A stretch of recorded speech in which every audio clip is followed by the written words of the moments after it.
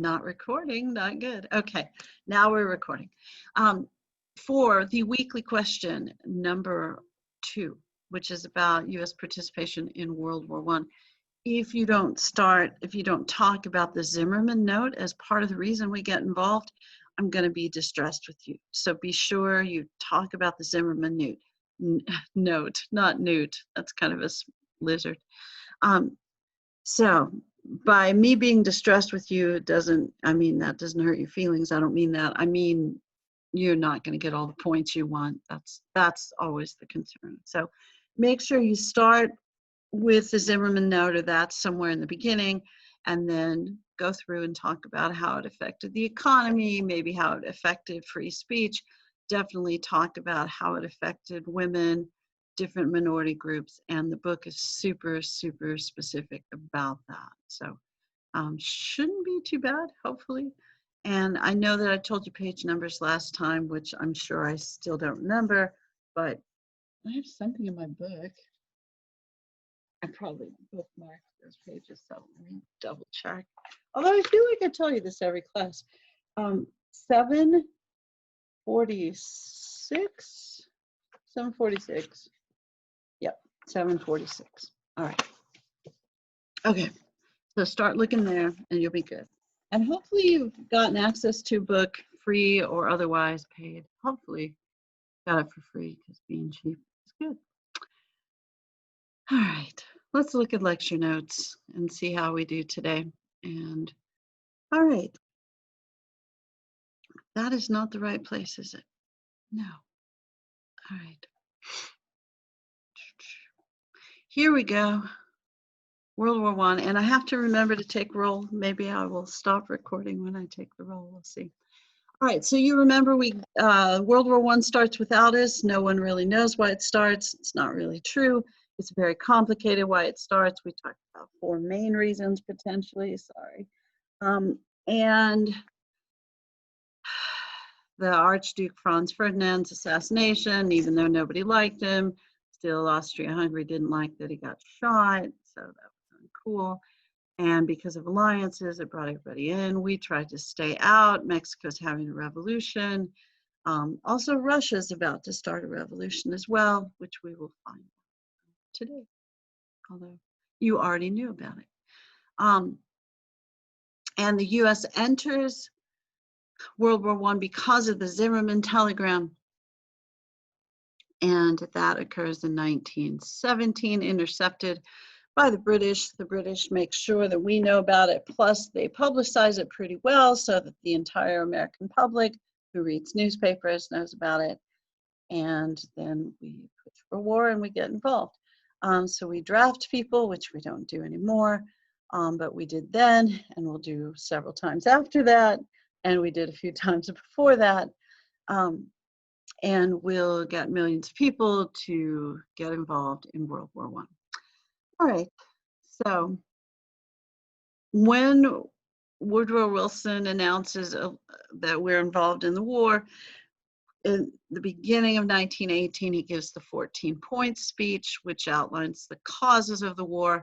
And when you write your answer to that, you may want to mention the 14-point speech, because this really is our moral justification for entering the war. It's not just that we were irritated by the Zimmerman note, it's that we've got to fix the war, because that's what the United States does. We are the policemen of the world, and we're progressive during this era, so we want to spread the progress that we're making in the United States throughout the world so they can be more like us. So, go Team USA. And I know it sounds arrogant, maybe. Does it sound a little arrogant? But we were pretty good. But I think a lot of countries felt this way during this time period, and you'll notice in this era that lots of countries do kind of spread their goodness to their neighbors, whether their neighbors ask for it or not. So I'm not saying it justifies anything. I'm just saying it happened a lot. I do think after reading lots and lots of hundreds of your answers, because I have 300 total to read, and I'm starting the 300. What I'm noticing, I don't know, maybe it's not a fair statement, but I'll go ahead and make it. I think sometimes we struggle with overstatement. So like I'll read stuff like, this is the worst thing that ever happened in the world, or this changed America forever. Now, we can almost always say that something changed America forever, but when people are writing about, people are writing about bad things that happen in the United States, which happen all the time and happen all the time in countries. I don't know. I mean, the worst thing that ever happened in the world, I don't know what that is. I mean, you know, that's up to our judgment. And certainly treating Native Americans poorly and taking their land and putting them on reservations and limiting their freedom and re-educating their kids, it's bad. I mean, it is. I've had some people comparing it to China killing millions of people, Muslims. I don't know. I have no idea. I would say that in the era we're studying, people didn't view what they were doing as negative as we see it now. I'm not saying it justifies it. I'm just saying that their worldview was different. I'm not, you know, again, what they did was wrong, there's no doubt. But I do think in the modern era, when you're doing stuff like this, if you don't know better, you should. I mean, everybody knows better. They probably knew better back then. But I think trying to put the event in the time period when it happens is hard, considering the context. It's really hard not to judge what happened during this era by what we know now. And I know that that puts us in a weird spot when we think about it, because, you know, I'm not saying that we should justify anything that ever happens by the context of the people who are committing the atrocity. I'm definitely not saying that, but I don't know. It's tricky. What am I saying? Let's go back to World War I.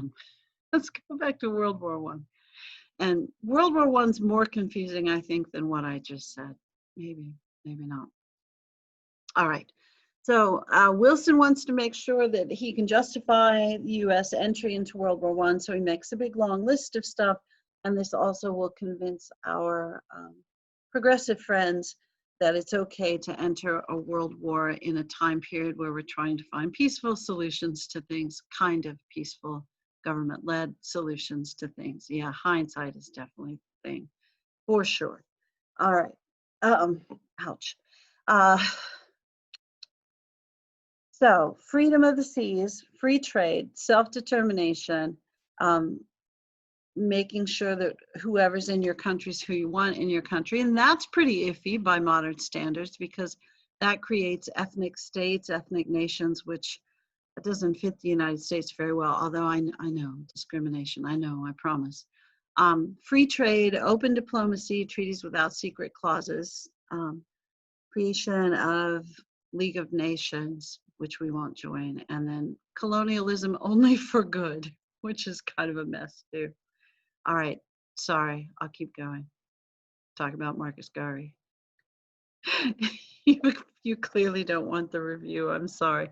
No, and one of the other classes didn't get quite as far, so apologies.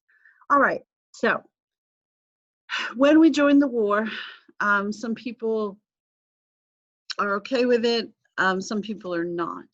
The people who are not tend to be the labor union people, or recent immigrants sometimes, or people who recognize that when we draft unfairly.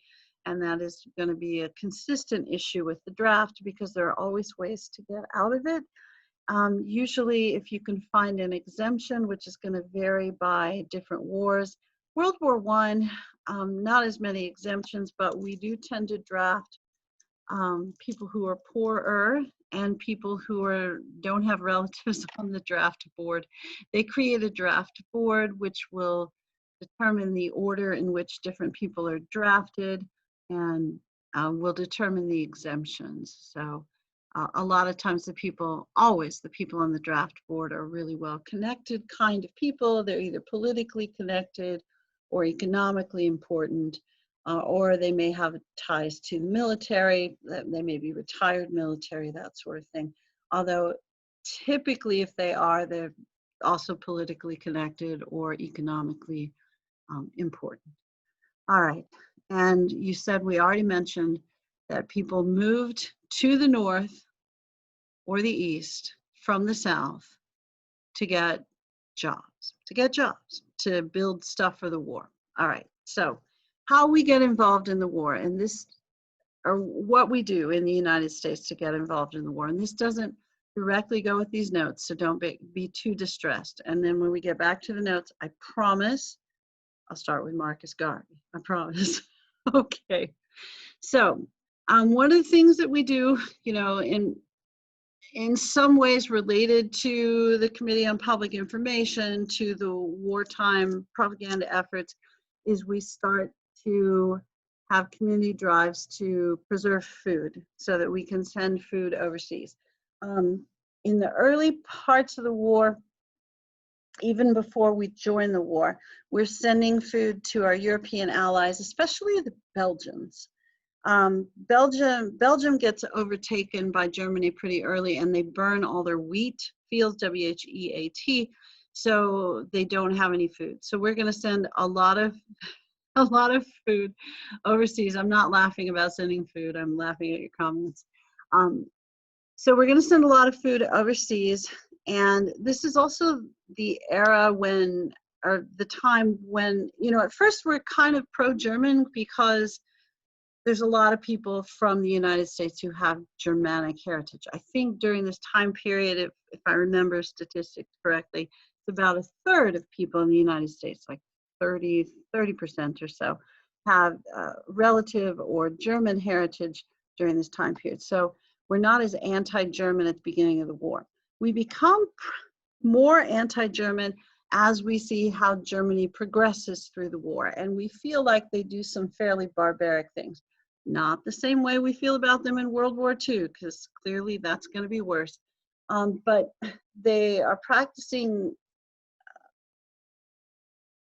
kind of it's trying to think what, I'm sorry. They're practicing something along the lines of total war, total destruction. And when they go through Belgium to get to France, they destroy lots of ancient artifacts, not temples, but churches, manuscripts, things that can't be replaced. So one of the reasons we get upset with them, it's not just that they're taking over the neighbors and doing so quickly and really with overwhelming force. It's also what they're destroying. It's as though they have no appreciation for history or art or literature or culture in general. So they're destroying cultural artifacts that can't be replaced. I know that seems like a weird reason, maybe, to be mad at Germany during this time period, but that is one of the reasons people were particularly outraged by the German assaults on property during this time period. That sounds so bad, because it does sound bad that we're more concerned about that than maybe the people that they're harming. But part of the concern was the ancient nature of the things they were destroying. They were irreplaceable. I know people are too. I know that does sound bad, but I promise you that is what people were writing about during that time period. And I know what some of you are thinking, like, are people still feeling like that now?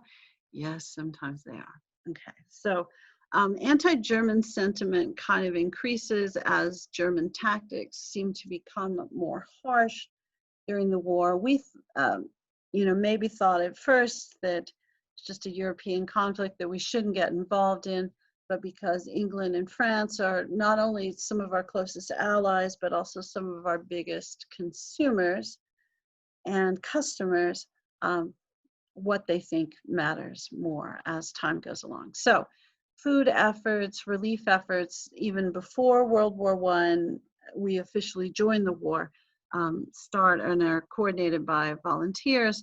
And then when we officially join the war, people have victory gardens. And I know I mentioned last time we have things like Meatless Tuesdays and Wheatless Wednesdays so that we can send food overseas.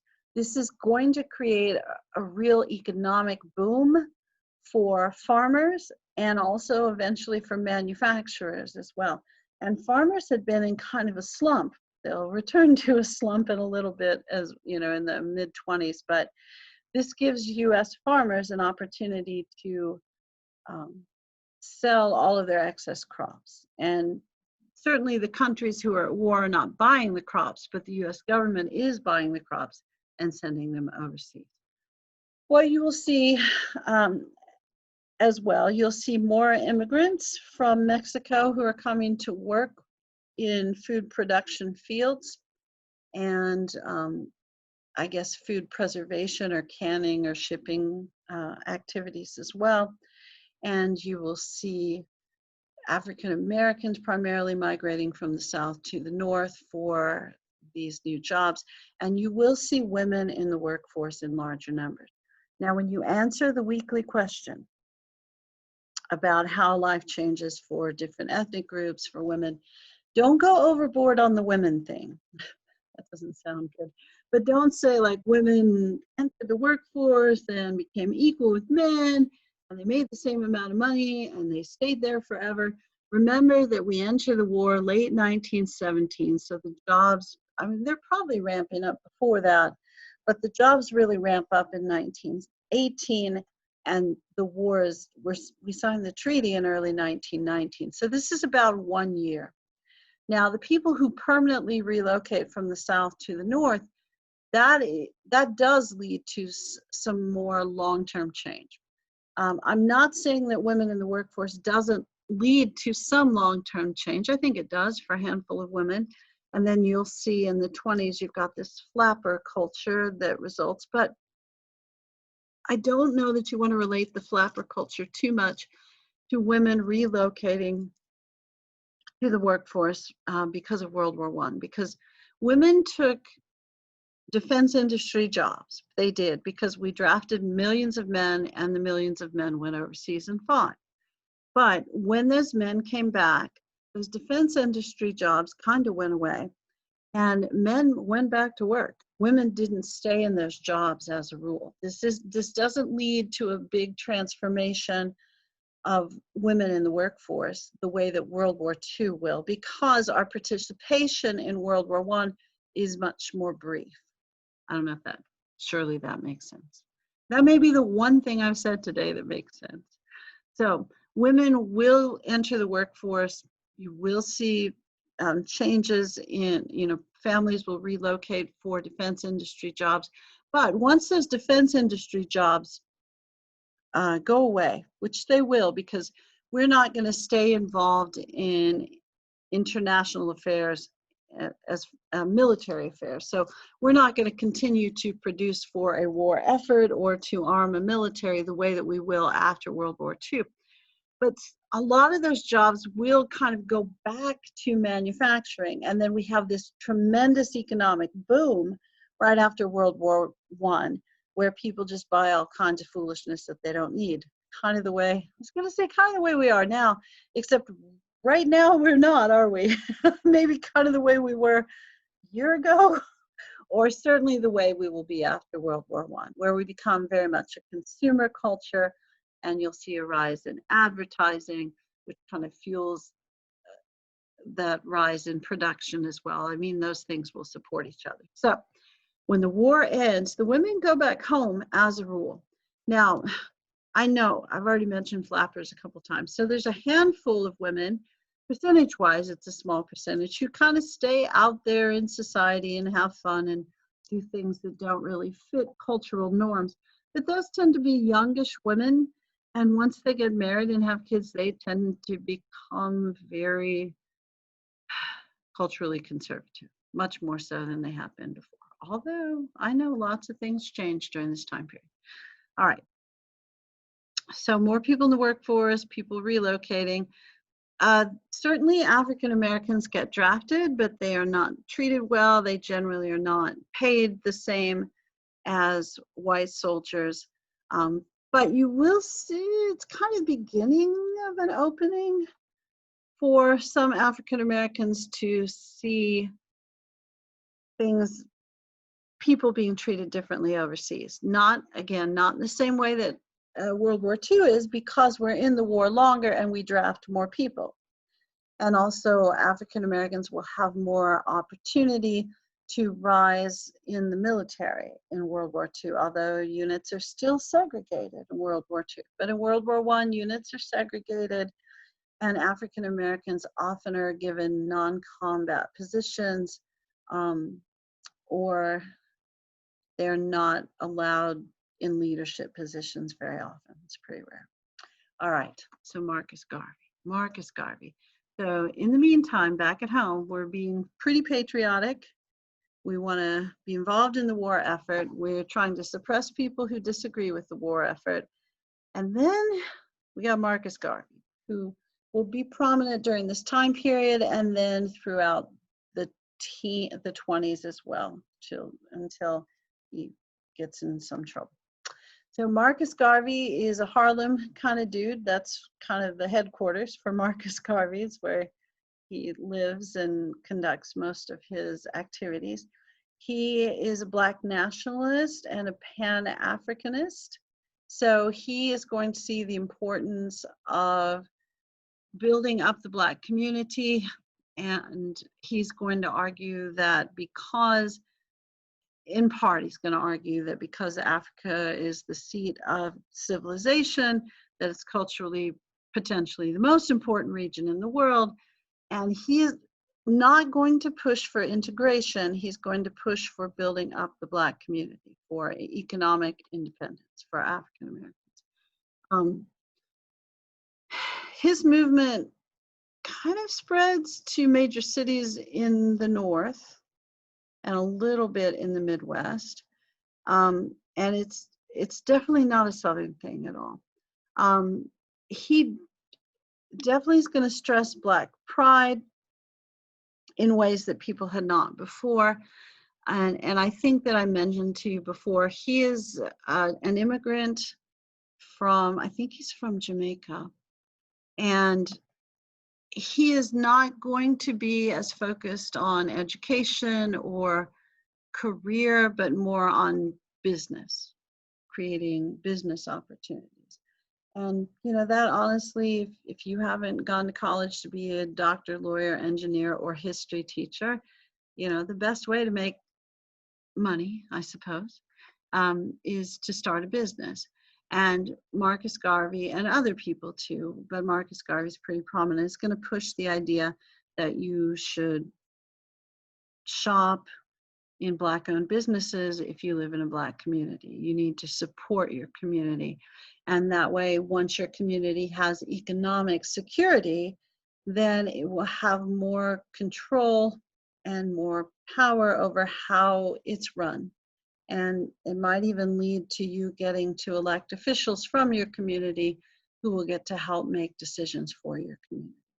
But Marcus Garvey also will start something called the Black Star Cruise Line, which will send cruises. He'll own cruise ships and send them to different countries in Africa so that people can go back. Part of that Pan-Africanism, which starts during this era and becomes bigger really 30s, and then you'll see it again in the late 50s and early 60s. So the idea that you want to connect with your roots, and especially the beginning of the discussion about how your heritage was taken from you if your people came to the Western Hemisphere as a result of slavery.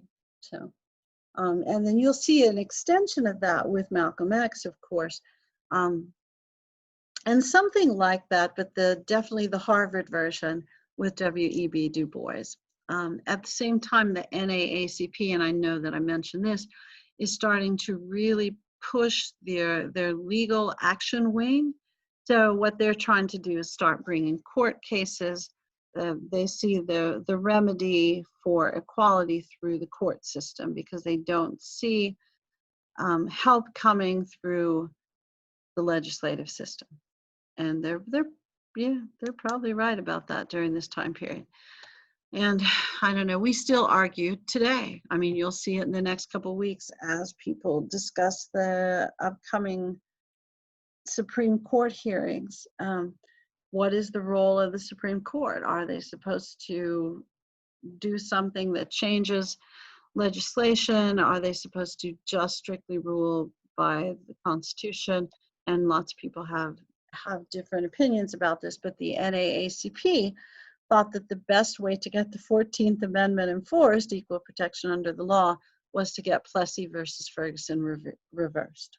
And that's going to be a process that they'll start kind of during this time period, a little bit more in the 20s. It takes a long time. But Marcus Garvey, very popular in Harlem, in New York. Your book has pictures and excerpts of some of the things that he says, and you might want to peek at those. And I think he's worth mentioning when you talk about changes for African Americans, because he is fairly influential, but he dresses in unusual ways. He kind of, I don't know, to me it looks like he's dressing like for marching band or something, like an old school drum major or something, but he dresses kind of in flashy ways, not for daily activities, but when they have parades and pride days and things like that. So he starts I mentioned that he starts the cruise line that takes people back and forth to Africa, different nations in Africa. He ends up getting convicted for embezzlement in that cruise line and ends up going to jail.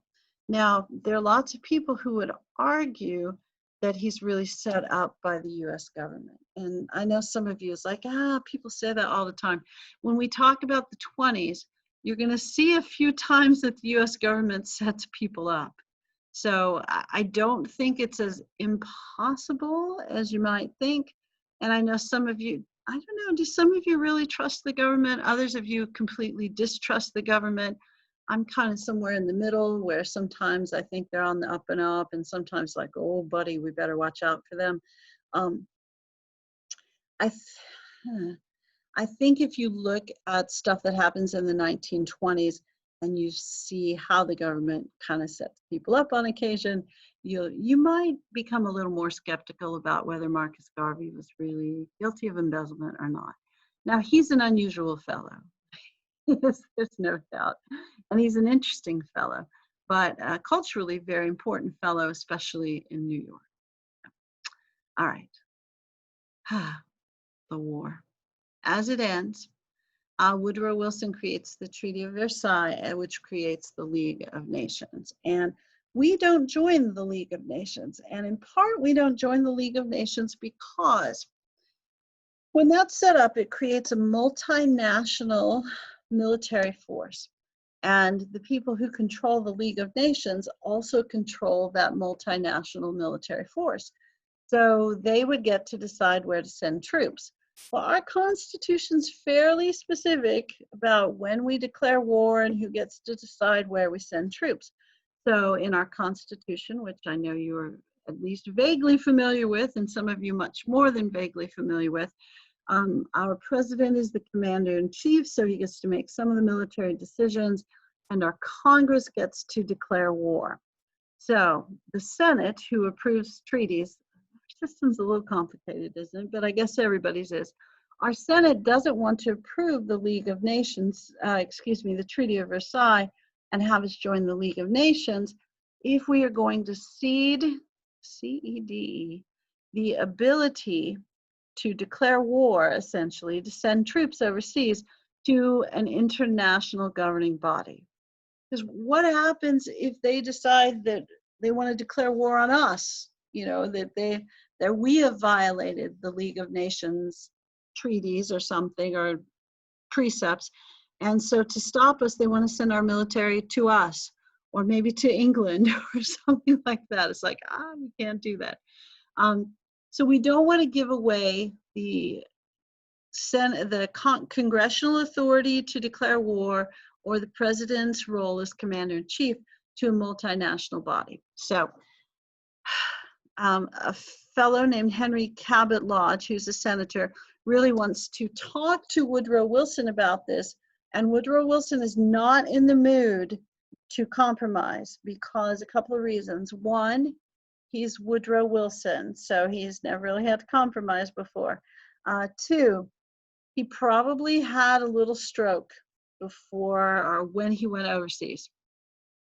It's not a really good way to track that during that time period, but people noticed there was something a little different about him.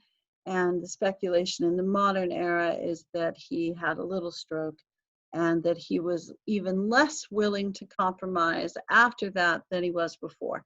And if you've known people that have had strokes, sometimes it does affect their personality. This is where you get to hear weird personal stories, sorry. I have a friend who had a stroke, and this is one of the strangest things I've ever seen. Before the stroke, she was an atheist. She really was. And then after the stroke, now she's at church like 5 times a week. So I know that that could be like a religious awakening because it's a near-death experience, but her whole temperament and mannerisms are different. It's very different. My husband also had a couple of strokes, and his temperament was the same, but you notice like he walked different and things like that. Wilson's temperament, yeah, people noticed he was a little even less likely to compromise than he was before. All right, so Woodrow Wilson maybe had a little stroke. Doesn't want to compromise. And then he also tells senators, if you oppose my treaty, because he did go over to Versailles, to France, to Paris, and negotiate the treaty, and he was heralded as a hero overseas, and the Europeans like, Woodrow Wilson, he's the greatest. So when he comes home, it's like, I'm the greatest. Why are you arguing with me? So he tells the senators, if you oppose my treaty, I will go to your home district and campaign against you. Ah, Wilson. And then he has the big stroke. When he has the big stroke, he can't talk, he can't walk, and he can't communicate. So he can't write. So after that, he's unable to negotiate with them even if he wanted to. And that's also, are you reading the textbook? The textbook, it's not bad. There's a little section in the textbook where they talk about how Edith Wilson might have run the country for a while. This is the reason Edith Wilson might have run the country for a while, because Woodrow Wilson had a stroke. And, we hadn't defined who took over if the president was disabled during this time period. We'd certainly had a couple of instances where the president was killed, and then the vice president took over. But what do we do when the president is sick and he's too sick to run the country? Well, apparently what we did during the Wilson administration is we limited access to the president so people wouldn't know how sick he was. So if you wanted to see the president, the only 2 people that got to see the president were Mrs. Wilson and his doctor. No one else got to see the president for 4 or 5 months. So if they needed a bill signed, if they wanted the president's opinion on something, you had to go through the doctor or Mrs. Wilson. And they noticed that when he signed documents, bills, things like that, that his signature looked different. And they really just attributed that to him being ill, which that does happen. It does. It can change your handwriting, it can change your speech patterns, it can change a lot of stuff if you have a stroke. But probably what was happening is Mrs. Wilson was signing bills and things like that. So the book has a little bitty section where it talks about how Mrs. Wilson might have run the country for a few months, which is moderately interesting. Now, Mr. Wilson will recover to a certain extent, to where we'll see him walking outside, and occasionally he'll speak to the public, but he never fully recovers from the stroke, even though he considers running for a 3rd term because he's Wilson and who could do a better job than him. But I don't know, guy with a stroke running the country and hiding the fact that he's not probably able to run the country. It's moderately interesting stuff. Moderately. Okay. If you're wondering, did they have the League of Nations? Yes. Did we join it? No. Several large countries don't join it, and it's probably not terribly effective. Depends on, no, there's nobody that thinks the League of Nations was terribly effective. Well, maybe. I don't know. There's not. All right. So the election of 1920, we elect a fellow, Warren G. Harding. We elect him primarily because he's not Wilson, because we're tired of war. We're tired of sacrifice. Wilson was always talking about how we need to sacrifice for the greater good, for the war effort. People get tired of that fairly quickly. I think we've, been on a 2 or 3 year campaign of that. And then when the war is over, it's like, we're done with that foolishness. Let's have some fun. So we want to elect a president who will kind of symbolize getting back to normal, or as Warren G. Harding would call it, normalcy. So he makes up a word, which now people use all the time. So I guess he really did make up a word. So now we use it. And Harding, yeah, we'll talk about him more next time. But this will lead to a period where we become very anti-immigrant and anti-communist.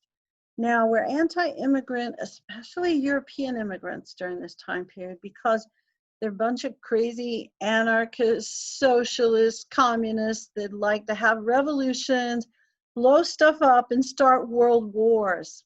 We just don't want any of that. Now, we do want to sell stuff to them because we produce a lot of stuff, and we've just spent a couple of years selling stuff to those countries. So our foreign policy is going to be very much based on trade during this time period and less about foreign intervention. We're going to end up deciding that even though World War I was supposed to make the world safe for democracy, maybe it didn't. So maybe the best we could do is stay out of stuff like that in the future, which will set us up for a period of isolationism and anti-immigrant feeling. So you're going to, as much as we thought immigrants should assimilate before, we're really going to think it now. So it's going to change what we view as a real American quite a bit. It also, I don't know if you've read quotes from this time period, but when you see the quotes from, there are quotes that I see sometimes my more conservative friends post on Facebook and things like that from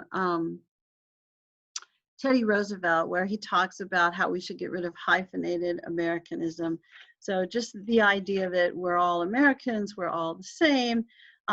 You'll see that push during the Progressive era and then after World War I, but it's really not the same as the way we see it now, where we think everyone should have certain rights and that their heritage matters. It's really like you have to leave that all aside to assimilate to become an American. And the assumption is that you will assimilate. Also, the book talks a lot about eugenics. So you'll see that in this chapter. You'll see it again in the 20s. And there are eugenics societies that are pretty well developed during this time period. One of the universities I attended, the founder of an American Eugenics Society went there, and I didn't realize that, and I can understand why that university didn't advertise that, because he wrote some pretty heinous stuff. They have perfect baby contests. They talk about, who should reproduce and who shouldn't reproduce, and they sterilize people who are in institutions, whether they're mental health institutions or prisons. We are also, and some of the court cases they talk about in this chapter are about sterilization. Is it legal to sterilize people against their will? And during this time period, we are going to say that it's okay because it's better for the entire country, which is wild to think about, isn't it? And we talk about the idea of a melting pot during this era where people kind of lose the tendencies of the culture that they emigrated from, and how we become one big American race, as it were, or culture. And of course, that involves speaking English and valuing whatever we value in the United States, which, I mean, there are some good things, of course, but it means that you're going to have to make some changes if you're an immigrant and leave lots of things behind, and that'll be an expectation. And your job may teach Americanization. They will. Your job will have Americanization classes during that time period. The book also is going to talk about how there really isn't much progress as far as discrimination, disenfranchisement, voting rights, that sort of thing. And of course, the book will remind you that maybe Woodrow Wilson was a little racist, although you're aware of that. And then when it talks later on about anti-communist feeling, a lot of that has to do with the Soviet Union. And as the Soviet Union develops, we'll develop stronger anti-communist sentiment. And it also has to do with those international labor unions who really pushed for people to avoid the draft, which we are going to see as very unpatriotic during a war effort, which, I mean, kind of makes sense. And then it sort of depends on what, yeah, it depends on a lot of stuff. Most of the things the labor unions were pushing for were things that we think are okay, like not having child labor and minimum wage and safer working conditions, pretty basic things. But the IWW wanted to overthrow capitalism. And the book will also talk about how this is an era where there are competing ideologies, and a socialist party is even acceptable and runs political candidates who win from time to time, not the presidential level, but certainly at the state and local level. And you'll see that continue through the 1930s and really until World War II ends. After World War II, you don't see as much of it because we associate communism with Stalin and with Chairman Mao, and so there you go. All right. You see if you have questions. I think I'm going to stop sharing to see if any of you are showing your faces. No, that's fine. But some of you have those lovely pictures. Those are nice. All right. Do you guys have any questions you would like to ask at the moment? And I'm not saying we're done. Don't get too excited. I've got to take roll. And I think, because I'm anticipating being a little goofy on Tuesday, that I may talk to you just a teeny weeny bit about the 20s. So, but do you guys have any questions? Oh, somebody's chatting. All right, I was hoping for a question, but I'm glad that you're fine. All right, so I think you're really kind of reliant on the textbook to answer this question. So make sure you go through and look for some details. One of the things that I'm noticing as I'm grading very slowly is that you're not putting specific details from the book in there. I really do want you to peek in the book from time to time. I think it'll be helpful. So look in there, look for some details. I think the book has it outlined really well and really easily. I am partly going over stuff in a general way to encourage you to go look at the textbook for more information. So I'm kind of giving you the big broad stuff, and the textbook will give you more of the details to back up the big broad stuff. I always appreciate it when you say stuff that I say in lectures that isn't in the book, but also, look in the book. So you may pause for just a second, the recording part. All right, so a little peek at what's coming up, maybe. Oops, I don't think I'm sharing with you. Let me try again. All right. Okay, so just as a little preview, what happens in the 20s, and I think we can go through the 20s pretty quickly, not today, but next time.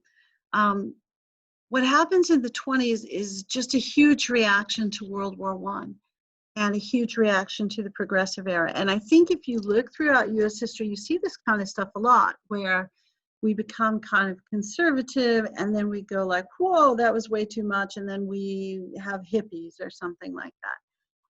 We weren't conservative at all, really, in the teens. We wanted to use the power of the federal government to make changes. So we had 3 progressive presidents who changed all sorts of laws, who put land into preservation, who regulated business. I know they didn't take care of racial issues, but they took care of some stuff. I made sure you weren't eating rats in your sausage, which, you know, most of us approve of. However, in the 20s, we just went, my gosh, we sacrificed for the war effort. We limited people's economic opportunities. Let's just go, you know. We'll have the government work together with business. We're going to stop regulating people, except the big regulation, no alcohol, which they may have or may not have enforced. They kind of enforce irregularly. But we're also going to be very, very anti-immigrant during this time period. And there's going to be this weird, maybe not weird because we still kind of have it, cultural dispute between old and young, between country and city, and between traditional values and modern values. So you'll see a lot of those things juxtaposed in the 20s. And you'll see, you know, our major writers who really were from that progressive wing, who thought all we really needed to fix things was better information. Because the only reason we ever have a problem is that we have bad information. Like, if I knew that broccoli were better for me than chocolate, I would eat more broccoli. But sadly, no one has ever told me. So their thought is the reason people make bad decisions is they have bad information. So the progressive era was in part to improve information.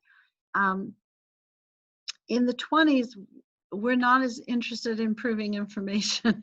It's more about, I don't know, it's a little reactionary in some ways. And we're definitely less interested in reform. And we're going to assume that if it's not from here, it's probably not good. We're going to cut off all sorts of immigration, except for Mexicans. We still love Mexicans in the 20s. And that kind of goes back and forth. We've mentioned that a little. That depends on the economy. And workers' rights will be on the decline. And the businesses will really kind of go back to having a lot of influence over the government. And it'll be a decade of prosperity and no alcohol, but mostly prosperity. So, and there'll be like some groups, the Flappers, a group of women who are going to push for some rights. You'll see the NAACP try to make a push for some rights. And those things will be largely unsuccessful. The one group that's terribly successful during this time period is the KKK, which grows by leaps and bounds and becomes so politically influential that they almost get to pick a presidential candidate for a political party. So it is a weird time period where we're going to push very hard for people to assimilate. And we're going to have an argument about culture. And it's interesting too, because, and your book talks about this and does a pretty good job talking about this, the Harlem Renaissance is going to be a big thing. So we're going to really appreciate African-American art and literature and music, but we aren't really going to appreciate African-Americans, which is weird, or maybe not. Kind of depends on, yeah, the Mexicans, it's the tacos. Very nice. All right. Could be. It's hard to argue with tacos.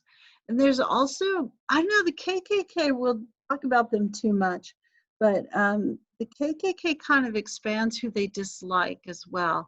And, you know, I mean, because we talked about them before, primarily they start to keep African Americans from voting and to suppress African American rights in the South.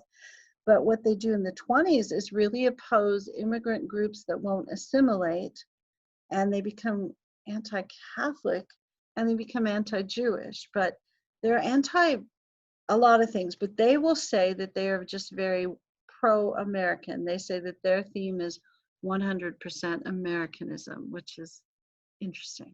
And yeah. Now, they'll get discredited. I know that sounds funny that the KKK needs to get discredited, but they will by the end of the decade, and we'll talk about them more later. Okay, I know. That was my preview. All right, I feel like I'm kind of done previewing stuff for next week because I don't want you to feel like I'm wasting your time. So Tuesday, look for for an announcement in what is that program? Blackboard, sorry. Look for an announcement in Blackboard that says, either class is on as normal or watch the video. I will probably log on at the very least to answer questions and see how things are going. You might want to log on to see how things are going on my end as well. I think I'll stop.